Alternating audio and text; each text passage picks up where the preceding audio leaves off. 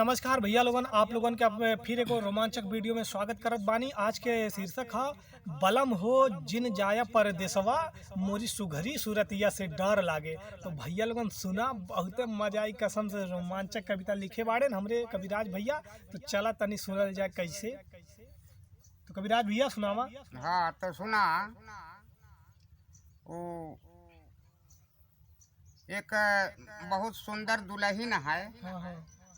वो अपने दुल्हा से कहत बा कि हमरे जवानी पे सब ललचात है, ये नाते तू घरे रहता तो बढ़िया रहा। अरे बाप रे बाप। हाँ सही कहा तारा। तो सुना। सुनावा। बलम हो जिन जाया परदेसमा मोरी सुघरी सूरतिया के डर लागे। सासू कहें हीरोइन, हाय हाय। अरे ससुरा कहें कि सोना की परी। हाय हाय। अरे ललचावा देवरवा से डर लागे।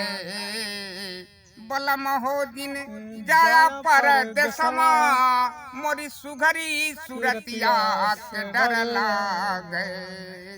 इसनो पाउडरवा महकौआ तेलवा से गम के मोर दहिया। अरे चाँद जैसन मुखड़ा पे जगमग घर लागे। बलम हो जिन जाया परदेसमा मोरी सुघरी सूरतिया से डर लागे। जौनी ओरिया जाई हमारी ओरिया सब ताके। अने मोरी चढ़ली जवनिया कहर लागे। बलम हो दिन जाया परदेसमा मोरी सुघरी सूरतिया के डर लागे। घर ही में रही के करा कौनौ कमाई। अरे जाया जिन परदेसवा बजर लागे। बलम हो मोरी सुघरी सूरतिया के डर लागे। धन्यवाद।